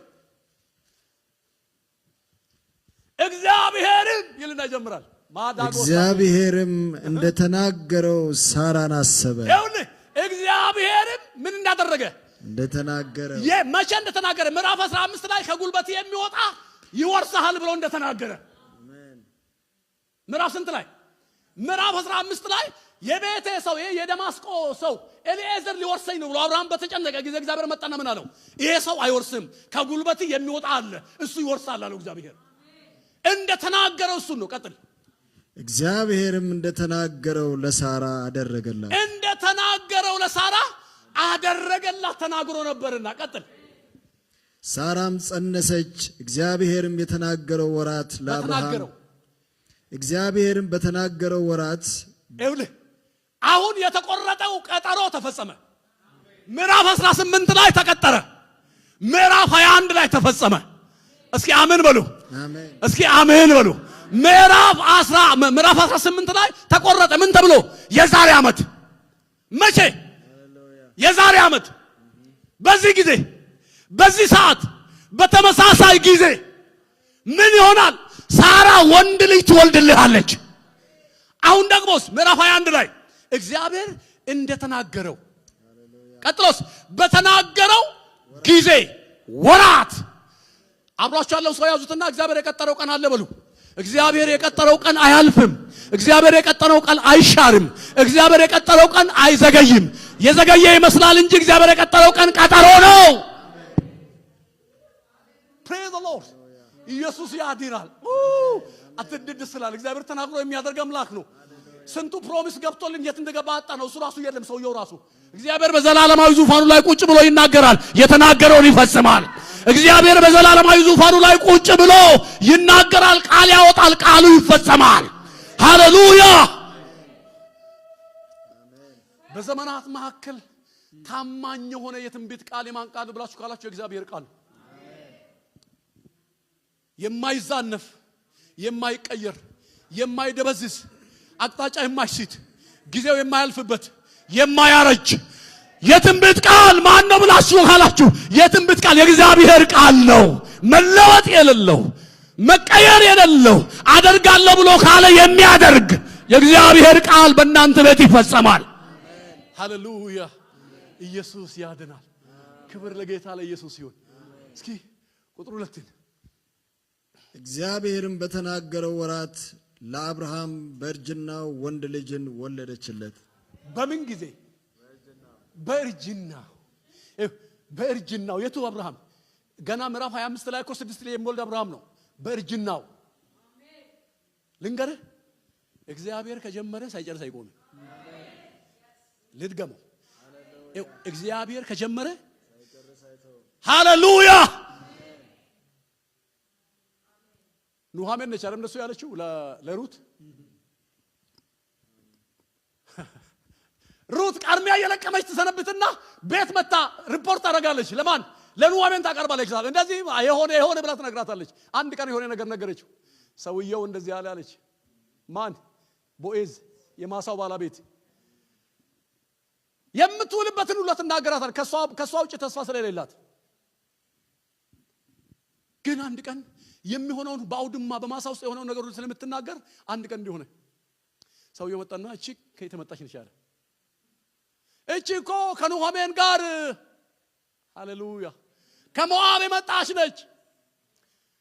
የኑኃሚን ልጅ አግብቷት ነበር፣ እሱ ሞተ። እሷ ግን ኑኃሚንን ተከትላ መጣለች ብሎ ነገሩት ለቦዔዝ። ከዛ እንዲህ አለ፣ ቀርሚያ እየለቀመች ነው አይደል? አዎ። ቀርሚያ እየለቀመች ነው አይደል? አዎ። እየተከተለቻችሁ አይደል? ነዶ ጣሉላት። የሷ ነገር ቀርሚያ አይደለም፣ ወደ ነዶ መሸጋገር አለባትና ነዶ አለ። አብራችሁ ያለው ሳይዙና ነዶ አለ በሉት። ከቀርሚያ ህይወት ይወጣል በሉት። ቀርሚያ ለነገሩ ሰው የቀርሚያንና የነዶን ልዩነት አያውቅም መሰለኝ። እኔ የገጠር ልጅ ነኝ። ጌታ ስሙ ይባላል። ነዶ እንዴት እንደምት አስረው ላቃ ነው እንደምታሰር እና ነዶ ጣሉላት አለ። ከዛ በኋላ መጣችና ይሄን ነገረቻት ለኑኃሚን። እንዴ ሰውየው መጥቶም እንዳለ ታውቂያለሽ አለች። ነዶ ጣሉላት አለኝና ነዶ ሰብስቤ መጣሁ አለች። ከዛ እንደዚህ አለች፣ ሰውየው አለች የጀመረውን እስከጨርስ ድረስ አይተውምና ጸጥ ብለሽ ተከታዩ። ሃሌሉያ! ለቦዔዝ እንደዚህ ከተባለ ሰማይና ምድርን ለሰራ ለእግዚአብሔር፣ እውነተኛ ለሆነ እግዚአብሔር፣ መለወጥ በሱ ዘንድ ለሌለው እግዚአብሔር፣ አደርጋለሁ ብሎ ለሚያደርግ እግዚአብሔር ምን ይባላል ብላችሁ ካላችሁ እግዚአብሔር የተናገረውን እስኪፈጽም ስለማይተው አንተ እውነተኛ ሁንና ጸጥ ብለህ ተከተለው። የተናገረውን በማድረግ ይታወቃል እግዚአብሔር። እባካችሁ ደስ እያላችሁ ንገሩት አብራችሁ ላለ ሰው፣ የተናገረውን በማድረግ ይታወቃል። ሃሌሉያ! የተናገረውን በማድረግ ይታወቃል። በቃ አደርጋለሁ አለ፣ አደረገ። እንዴ ሽማግሌው አሮጊቷ ትወልዳለች? አዎ። ለምን? እግዚአብሔር ብሏልና። ሳይንሱ ይላል አይልም? ሳይንሱ 45ኛ እድሜ ላይ 50ኛ ላይ ምናምን ተስፋ ምናልባት ያበቃል ይላል። እግዚአብሔር ግን ካለ ይቀጥላል። ደረቁ ምድር ምንጭን ያፈልቃል። ደረቁ ምድር ምንጭን ያፈልቃል። ምድረ በዳውም ስብን ይጠግባል። ሃሌሉያ! ስለዚህ ምዕራፍ 21 ተፈጸመ። የመጨረሻ ሐሳቤን የሚጠቀልልበት ልንገራችሁ። ምዕራፍ 22 የበረከት መንገድ እስኪ የበረከት መንገድ ብሎ ፓስተር ምዕራፍ 22 አውጥታ ያዝልኝ። ምዕራፍ 22 እንደዚህ ይላል። ከቁጥር 1 ጀምራችሁ ስታነቡ ከዚህም ነገር በኋላ ከየትኛው ነገር? አሁን እየቆጠርን ከመጣ ነው ነገር በኋላ ሽማግሌው አሮጊቷ ልጅ ካገኙ በኋላ አበቃ የተባለው ነገር እንደገና ከቀጠለ በኋላ የእግዚአብሔር ሐሳብ ከተፈጸመ በኋላ የትንቢቱ ቃል ከተፈጸመ በኋላ ከዚህ ነገር በኋላ እግዚአብሔር ለአብርሃም ተገለጠለት።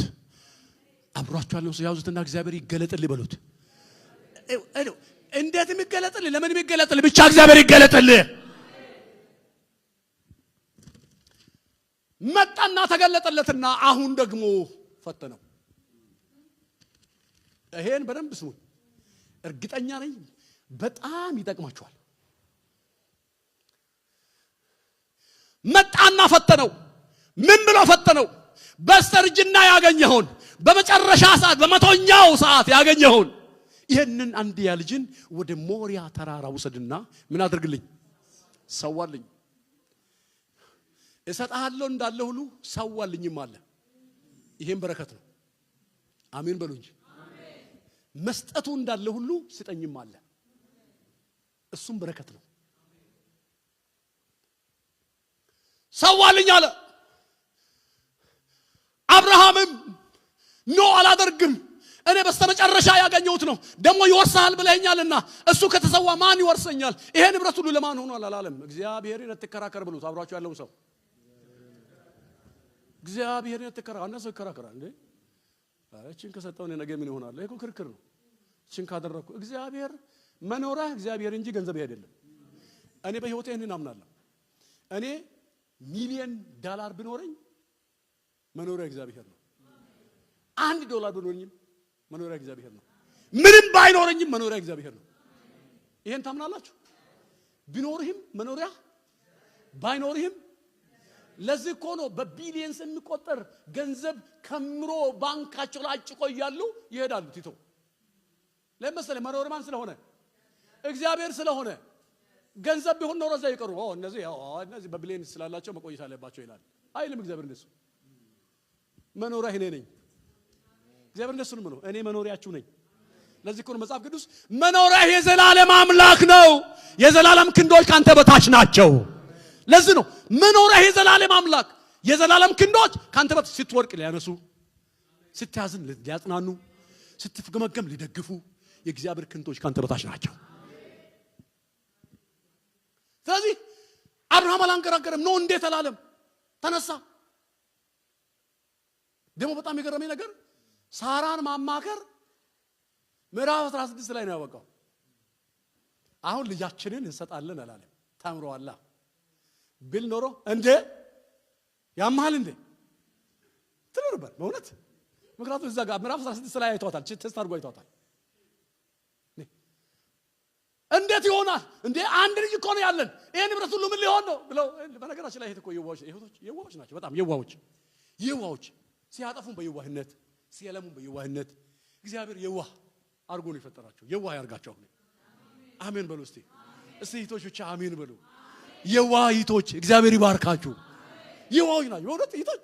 ሲያጠፉም የዋህ ሲያለሙም የዋህ። እንዴ እባቡ ሲያስታትም የዋህነቷ ነው ነገር። የልባን ሁሉ እኮ ነገረችው።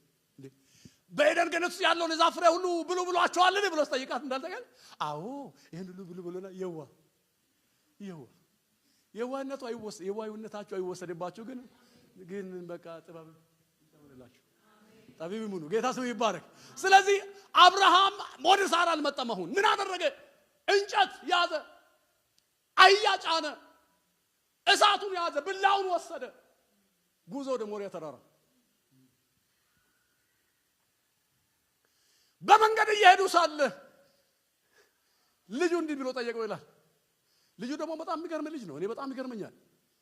አብርሃም ለምን እንደሚሄድ አላማከረውም። ግን አንተ በቃ የመገለጥ ዘር፣ ይሄ ባላራይ የሆነ ዘር፣ እግዚአብሔር ዘራችሁን ባላራይ ያርግ። በኢየሱስ ስም ዘራችሁ የተባረከ ይሁን። በቃ አይኑ የተከፈተለት የሚያይ በቃ እንዴ አንቺ ስትጭ ነው እንደዛ። ይሄ ምንድነው ነገሩ ምናምን የምልሽ ልጅ ደስ አይልም? ልጅሽ በቃ አይኑ ተከፍቶ ልጅ አይኑ ተከፍቶ ምናምን ባባ እንዴ ታስናጎ ምንድነው ያርክ ያለው? ይሄ እኮ ጥሩ አይደለም ምናምን የሚል ነው። ቀጥል፣ ይሄ በጣም ደስ ይላል የሚል ልጅ እግዚአብሔር ያብዛላችሁ። አሜን። ስለዚህ ለአብርሃም ይስሐቅ እንደዚህ አለው። አባ አለው እንጨቱ ይሄው፣ ብላው ይሄው፣ ገመዱ ይሄው፣ ሁሉ ነገር ይሄው፣ ሁሉ ተዘጋጅቷል። ነገር ግን የመስዋዕቱ በግ ወዴት ነው ብሎ ጠየቀው ይላል። የመስዋዕቱ በግ ለመሰዋት እየሄደ እንዳለ አውቀዋል። የመስዋዕቱ በግ ወዴት ነው ብሎ ስለምን እንዳልታውቃለህ አብርሃም ልጄ ሆይ የመስዋዕቱን በግ እግዚአብሔር ያዘጋጃል። ሃሌሉያ! ልጄ ሆይ የመስዋዕቱን በግ እግዚአብሔር ያዘጋጃል አለው። ሄደ፣ ወደ ተራራው ደረሱ። ወሰደ፣ እንጨት ረበረበ። አብርሃም የምሩን ነው። እባካችሁ ከሰዋችሁ የምራችሁን ሰው፣ የምራችሁን በቃ እንደው ፓስተር እዚህ ስላለ እኔ ምን ይለኛል ምናምን ብላችሁ እንዳታደርጉ። የምራችሁ ከውስጣችሁ ጌታ ስሙ እየተባረከ ይሁን። ከዛ እንጨት ረበረበ፣ ልጁ ይስሐቅን አሰረ። ከዛ በኋላ ብለው አነሳ ሊሰዋው። ስለዚህ ቃል መጽሐፍ ቅዱስ እንደምታ የዕብራውያን ጻፍ እንደምታ ታውቃለህ። አብርሃምም እሱ ቢሰዋው እንኳን እግዚአብሔር እንደሚያስነሳው አውቆ ነበርና ይላል። አውቆ ነበር። አቤት አቤት አቤት አቤት! የእግዚአብሔር ዕውቀት፣ በእግዚአብሔር ዕውቀት ውስጥ መጥለቅ፣ የእግዚአብሔርን ሐሳብ ማወቅ፣ የእግዚአብሔርን ፈቃድ ማወቅ በኢየሱስ ስም ይሁንላችሁ። አብርሃም አውቆ ነበርና ይላል። በቃ ሰዋለሁ፣ ምክንያቱም እኔ ከገደልኩ በኋላ ያስነሳዋል። አየህ፣ ከዛ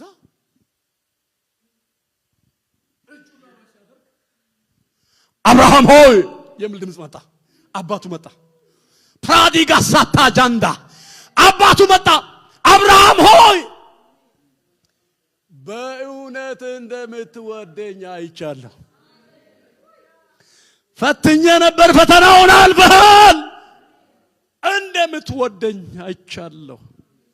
በብላቴናው ላይ አንዳች እንዳታደርግ ብሎ አብርሃም ዞር ብሎ ሲያይ መንገድ ላይ ለልጁ የተናገረው የመስዋዕቱ በግ ቀንዱ በሰበቅ በእንጨት በእንትን ተይዞ ዛፍ ውስጥ ተሾግሮ አለ። የመስዋዕቱ በግ ይሄ ነው አለው እግዚአብሔር። አብርሃም ልጁን ፈቶ ለቀቀና የመስዋዕቱን በግ ሰዋ። ሃሌሉያ! ኢየሱስ ያድናል። ዛሬ የበረከት መንገድ የሚባለው አምስተኛው ምን ነው ታውቃላችሁ? መስጠት። እስኪ መስጠት በሉ። ብዙ ሰዎች መስጠትን እንደ መጉደል ነው የሚያዩ። ግን ሌላኛው የአብርሃም በረከት መስጠቱ ነው። የሚገርማችሁ ነገር ከዛ በኋላ እግዚአብሔር ሌላ ኪዳን አደረገለት። ሌላ ኪዳን እንደምትወደኝ ስላወቅኩ አለ። አሁን ፈትኜ ስላየው አለ አንተ ለኔ ብቻ ስለሆንክ አሁን በራሴ እምላለሁ አለ እግዚአብሔር። በራሴ እምላለሁ መባረክን እባርካለሁ አለ እግዚአብሔር። ስለዚህ መስጠት መጉደል አይደለም። መስጠት የበረከት መንገድ ነው። በነገራችን ላይ መጽሐፍ ቅዱስ በሐዋርያ ሥራ ምዕራፍ 20 ቁጥር 35 ላይ ስታነቡ እንዲህ የሚቀል ታገኛላችሁ። ከሚቀበል ይልቅ የሚሰጥ የተባረከ ነው። አያችሁ? ለካ መስጠት መባረክ ነው። ለካኛ መባችንን ስንሰጥ እያጎደልን አይደለም፣ እያበዛን ነው። ለካኛ አስራታችንን ፖስታ ውስጥ አድርገን ሃሌሉያ እያን ስንሰጥ ምን ይሉኛል እንደው እያን ስንሰጥ አይደለም። የሚሰጥ በልግስና ይስጥ ይላልና ደስ እያለው ይስጥ ይላልና ስንሰጥ ደስ እያለን ሃሌሉያ ከዚያ ፈፍ አድርገን ስንሰጥ እያጎደልን ሳይሆን እያባዛን ነው። በእግዚአብሔር ብዜት ውስጥ እያስገባን ነው ገንዘባችንን። ለምን? ከሚቀበል ይልቅ የሚሰጥ ብፁዕ ነው። ባይ ዘ ወይ የሚቀበል እንደዚህ ነው አይደል? እስኪ እጃችሁን እንደዚህ አድርጉ። ከእጅሽ ወደ አንቺ ያለው ርቀት ምን ያህል ነው? ቅርብ ነው። መቀበል ቅርብ ነው፣ ትንሽዬ ነው። መስጠትስ እስኪ ዘርጉ ወደፊት። ጫፍ የለውም። እግዚአብሔር ጫፍ በሌለው በረከት ይባርካችኋል። በማይደረስበት በማይለካ በረከት እግዚአብሔር ይባርካችኋል። የበረከት መንገዱ ሌላኛው ደግሞ መስጠት ነው። አስራት መስጠት በረከት ነው። በነገራችን ላይ ስለ አስራት በልልን ያለኝ የለም፣ ስለ ስጦታ አስተምርልን ያለኝ የለም። እኔ የበረከት መንገድ ብዬስ ሲቆጥር ያገኙትን ይነገርኳቸዋለሁ። አስራት መስጠት የእግዚአብሔርን ለእግዚአብሔር መስጠት በረከት ነው። አስራት የእግዚአብሔር ገንዘብ ነው። እንደው የበረከት መንገድ ስለመሆኑ ማን ነው ስሙ? ትንቢተ ሚልክያስ ምዕራፍ 3 ቁጥር 7 ላይ ምን እንደምል ታውቃለህ? ስለ በረከት የበረከት መንገድ ስለመሆኑ ስናገር ማለት ነው። በነገራችን ላይ አስራት የበረከት መንገድ ነው። እኔ እነሱን ማስተምረው ከአባቶቻችሁ ዘመን ጀምሮ ከስርዓቴ ፈቀቅ ብላችኋል፣ እናንተስ በምንድነው ፈቀቅ ያልነው ብላችሁ ትጠይቃላችሁ ይልና እኔ እነግራችኋለሁ በአስራትና በበኩራት ከመንገድ ዞር ብላችኋል፣ ትሰርቁኛላችሁ። ስለዚህ እናንተና የሕዝቡ ሁሉ ተረግማችኋል። ይልቅስ አሁን ይላል እግዚአብሔር አስራቴንና በኩራትን ወደ ጎተራ አስገቡና በዚህ ፈትኑኝ በረከትን አትረፍርፌ ባልሰጣችሁ የሰማይንም መስኮት ባልከፍትላችሁ። ምን ማለት ነው? ይሄን ስታደርጉ ይሄ የበረከት መንገድ ነው ትባረካላችሁ እያለ ያለው። ስለዚህ መስጠት የበረከት መንገድ ነው። እስቲ መስጠት እግዚአብሔር የበረከት መንገድ ነው በሉ። ክብር ለጌታ ለኢየሱስ ይሁን። ስለዚህ በረከት መንገድ አለው። መንገዱ አንደኛው መውጣት ነው ወደ እግዚአብሔር ሐሳብ፣ ወደ እግዚአብሔር ፈቃድ፣ እግዚአብሔር ወደሚያሳየን ምድር፣ እግዚአብሔር ወደሚያሳየን መንገድ፣ እግዚአብሔር ወደሚያመለክተን ስራ መውጣት ነው። ሁለተኛው ደግሞ መታዘዝ ነው። ሶስተኛው መስማት ነው። እየሰማችሁኝ አይደል? አራተኛው ደግሞ አልነገርኳችሁ መሰለኝ መስራት ነው። መስራት የእንትን መንገድ ነው። የበረከት መንገድ ነው። መስራት ስራ መስራት የበረከት መንገድ ነው። እግዚአብሔር ለማንም ዶላር ከሰማይ አዝንቦ አያውቅም። እንሰራና አካውንታችን ላይ ዲፖዚት ይደረጋል። ስንሰራ ነው። እሱ የበረከት መንገድ ነው። እግዚአብሔርም ያለው አንተም ትሰራለህ እኔም የእጅህን ስራ ምን አደርጋለሁ እባርካለሁ ነው ያለው። እሱ የበረከት መንገድ ነው። ስራ የበረከት መንገድ ነው። አምስተኛው መስጠት ነው። የመጨረሻው መስጠት፣ ለእግዚአብሔር መስጠት በረከት ነው። የበረከት መንገድ ነው። እንሰጣለን፣ እንባረካለን። በመጽሐፍ ቅዱስ ውስጥ ከተቀበሉ ይልቅ የሰጡ ሰዎች ናቸው የተባረኩ። እኛ ደግሞ መስጠትን በነገራችን ላይ ከዚህ ቀደም አስተምር ያለውና እዚህ አይደለም እንዲህ ብያለሁ። የንፉግ እንጀራ ይሻግታል። ሰምታችኋል? ልድገመው። የንፉግ እንጀራ ይሻግታል። ምን ማለት መሰላችሁ? እንጀራ በሶስት ምክንያት ይሻግታል። አንደኛው በሙቀት ምክንያት፣ ቤቱ ሙቀት ስለሆነ ምርጫ የለውም ይሻግታል። ሶስተኛው የአብሲት አጨማመር ነው። ሶስተኛው ግን ቆይታው ነው። ቆይታ በቃ እንደሚበላ ያለኛ ከምረን እዛው እንዳይወለን የሚበላ የለም እዛው ይሻግታል። ስለዚህ እግዚአብሔር በማይሻግት በረከት እንዲባረካችሁ ስጡ። ሃሌሉያ! እግዚአብሔር ይሰጣችኋል፣ ስጡ። የሉቃስ ወንጌል ምዕራፍ 6 ቁጥር 30 ስንት ላይ እንደዚህ የሚል 35 ላይ ነው እንደዚህ የሚል ቃል አንብባችኋል? ስጡ አለ ኢየሱስ፣ ይሰጣችሁማል። አየህ፣ ለካ የሚሰጠን ስንሰጥ ነው። ለካ የምንባረክ ስንሰጥ ነው። የዛሬ ስንት ዓመት አካባቢ ነው እኔ ራሴ ቼስታ ነበርኩኝና ሻሸመኔ መልካውዳ የሚባል አካባቢ አንድ ምንጸልይበት ቤት ነበረ። እዛ አዳር ጸልየን ጠዋት ወተን በር ላይ ፀሐይ እንሞቃለንና ፀሐይ የሞቅን ሳለ አንድ በጣም ቡትቶ የለበሰ ሶስት ሱሪ ነው የታጠቀው። ሶስት ሱሪ የታጠቀው ለምን ታውቃላችሁ? አንደኛው ቀዳዳ ስለሆነ አንደኛውን ይሸፍናል፣ አንዱ ያንኛው ቦታ ይሸፍናል። እና የለበሰ በጣም ፍርፍር ልብሱ ቀዳዳው እንደዚህ ያውለበለበ ምናምን መጣና ከዛ በኋላ በማካከላችን ቁጭ አለና አላውቀውም እኔ ቁጭ አለና ትንሽ ቆይቶ እንዲህ አለ፣ ጌታ ሊኮይ ነው ሊጸልይላችሁ አለ። እኛ ስናየው አለባበሱ የጸሎት ሰው አይመስልም። ሰው የጸሎት ሰው ነው የምናገረውና እሱ አይገናኙ ወይ ነገሩ። ከዛ በቃ ሰው ሁሉ ምን ነው ያዩኝ። ትንሽ እኔ ነኝ ከነኋላቸው ትንሽ ቆየት ያልኩና ያዩኛል። እህቶችም ወንድሞችም አሉ ያዩኛል። ከዛ በኋላ በቃ ምን ታላችሁ ይጸልይልን አልኳቸው። ይጸልይልን ስላቸው እሺ አለና ብድግ ብሎት ጸለይ። ለእያንዳንዳችን እጅ እየጫነ ሰው ሁሉ ወንበር ስር ገባ። በቃ በመንፈስ ቅዱስ ተሞልቶ በቃ እኛ ስንጸልይ አድረናል እኮ በቃ ሰው ሁሉ አይው ታታታታ። እኔ እንዴት አይነት በቃ የሆነ ነገር እንደተገለጸ አላውቅም። እኔ ልክ እሱ እንደዛ ይጸልይ እኔን ደግሞ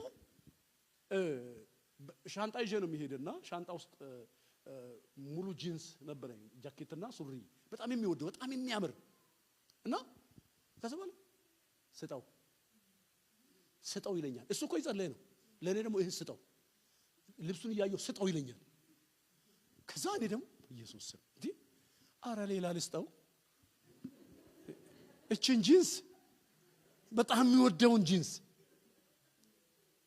እግዚአብሔር በምትወዱት ነገር ይመጣባቸዋል። በጣም ደግሞ ሰው ይገዛልኝ በጣም ወደዋለሁ። ስለብስ ራሱን ልክክ እንዴት ነው የሚያምርብኝ ማለት ስለብስ የሚያምርብኝ ውበቱ ይሄ በቁም መስጠት አይቼ እንደሚያምርብኝ ሁሉ ያታየኛል። እንዴ ያምርብሃል እንዴ ምናምን ይለኛል ውስጤ። ከዛ ታይ እንዴ ያልኩ ሰውየው ጸሎቱን ጨረሰና ደህና ሁኑ አላለም ሄደ። እኔ ደግሞ በቃ ጭንቀት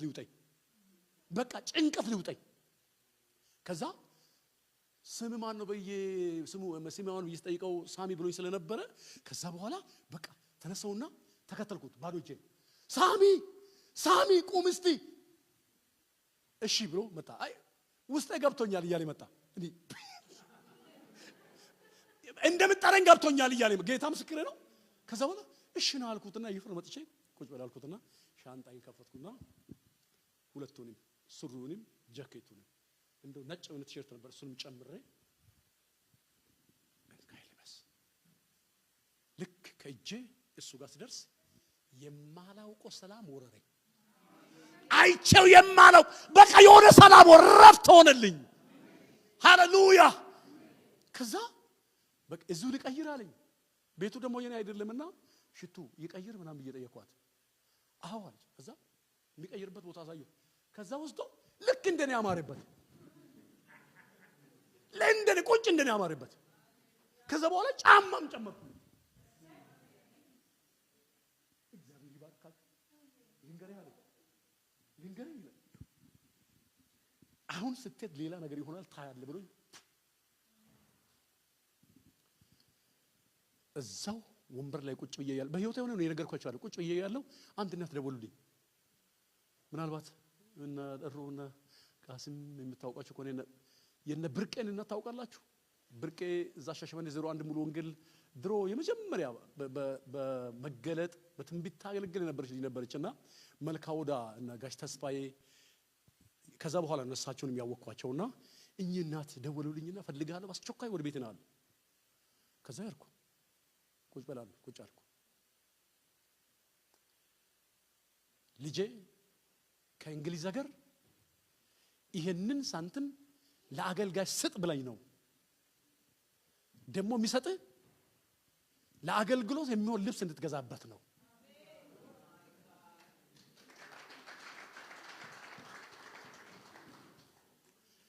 እኔ እሱን ብር አይቼ አላውቅም በህይወቴ ማለት እንዲያርጉ በፖስታ እንዲያርጉ የሰጡኝና እጄን የተንቀጠቀጠው በቃ ይሄ ሁሉ ብር ነው ግን እያል እስክል ድረስ ከዛ በኋላ ይዤ ወደዛ ያርኩና ብሩ የዛኔ በጣም ብዙ ብር ነው 3000 ኢትዮጵያ ብር ነበርና ይዤ ሲሄድ አንተ አይቼም አላውቅም 3000 ነው አይቼ አላውቅም።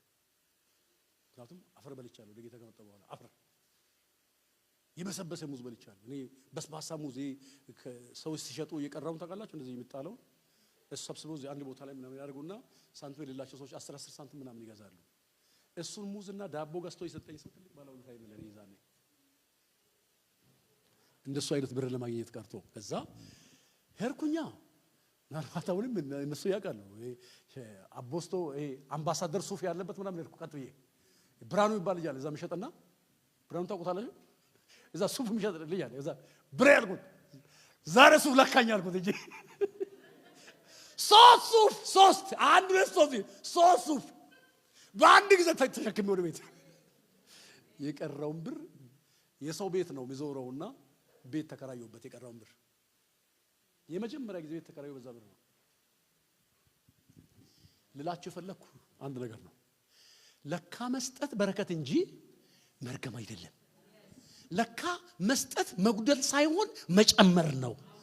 አንድ ሱፍ ሰጥቼ አንድ ጂንስ ሰጥቼ 3 ሱፍ ተሸክሜ የቤት ክራይ ይዤ ብርድ ልብስ የሚገዛበትን ፍራሽ የሚገዛበትን ይዤ ወደ ቤት ተመለስኩ። ኢየሱስ ጌታ ነው። ስለዚህ መስጠት የበረከት መንገድ ነው። ይሄን አጥብቄ የምልበት ምክንያት አለ። ምክንያቱም መስጠት የሚለውን ነገር ሰዎች ሰባኪ ራሱ ይፈራል። የሚሰብከው ሰው ራሱ እዛ ጋር ሲደርስ ይፈራል አይልም። ለምን እንዳይከፉ። ለምን ትከፋላችሁ? እኔ በረከት ነው እያልኳችሁ ነው። መስጠት በረከት ነው እንዴ። አንዳንዶቻችን ጌታ ራሱ የሚታየን እንትን ስንል ሲሰጠን ብቻ ነው። ሳይሰጠንም እሱ በረከታችን ነው። እቺን ነግሬያችሁ ልጨርስ። አንድ ጊዜ ለአገልግሎት ሊወጣ ይሄ የቅርብ ዘመን ታሪክ ነው። ቸርች ላይም ፉል ታይም ሆኜ ቸርች ልትከፍለኝ ከጀመረች በኋላ ነውና ለአገልግሎት ሊወጣ ተዘጋጀውና ትራንስፖርት አጣው። ተንበርክኬ ዋሌትን ከኪስ አወጣሁና ዲከፍቼ ለጌታ አሳየሁት። ጌታ ሆይ ታያለህ አይደል? ላንተ ስራ አይደለም እንደሚሄደው ታያለህ አይደል ብዬ ከፍቼ ለጌታ አሳየሁት። አንድ ድምጽ ሰማሁ።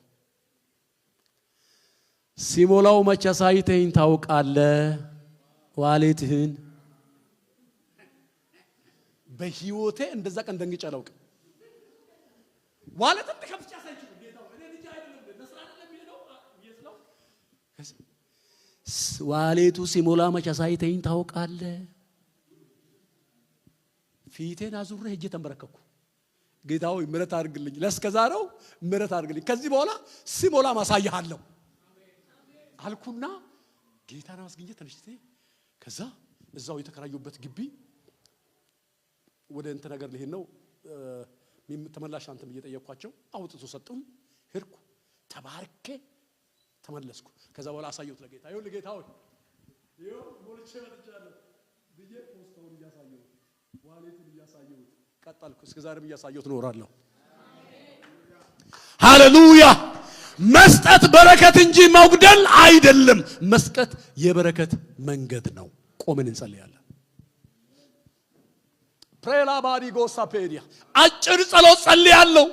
አጭር ጸሎት በጌታ በኢየሱስ ክርስቶስ ስም የሰማይ አምላክ እግዚአብሔር መባረክን ይባርካችሁ። የያዛችሁ ተጨበጣችሁት ይባረክ። ያሰባችሁት የተናገራችሁት ይባረክ።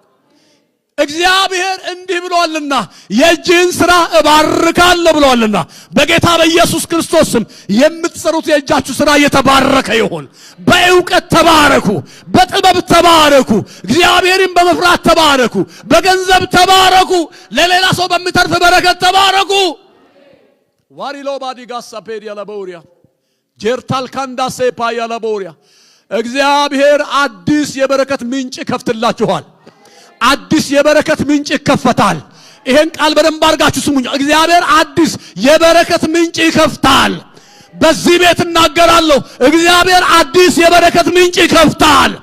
አዲስ ቀድሞ የምታውቀው አይደለም፣ ቀድሞ የምታውቀው አይደለም፣ ቀድሞ የምታውቁት አይደለም። እግዚአብሔር አዲስ የበረከት ምንጭ ይከፍትላችኋል።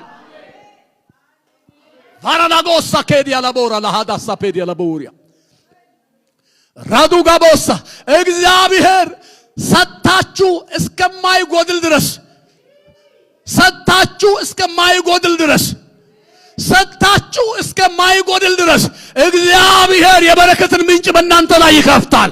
የበረከት ደጅ በእናንተ ላይ ይከፈታል። በኢየሱስ ክርስቶስም ተቀጥቶ የማያልቅ ተቆጥሮ የማያልቅ ታፍሶ የማያልቅ የእግዚአብሔር በረከት በእናንተ ላይ ይሆናል። ከዲጋ ሰኩሪያ ሃባርዶላ ባሃዲጎ ሳፔዲያ ሜራና ቦጃንቶ ሳፔዲያ የሥራ በር የተዘጋበት ሰው አለ። የሥራ በር ተዘጋብኝ የሚል ሰው አለ። ሥራ ፈትነኝ ሥራ የለኝም የሚል ሰው አለ። ዛሬ እንጸልያለን። ነገ ማለዳ ወደ አንተ ይደወላል። ነገ ጥሪ ይደርስሃል። ሥራህን ትቀጥላለህ። እግዚአብሔር የእጅን ሥራ ባርካ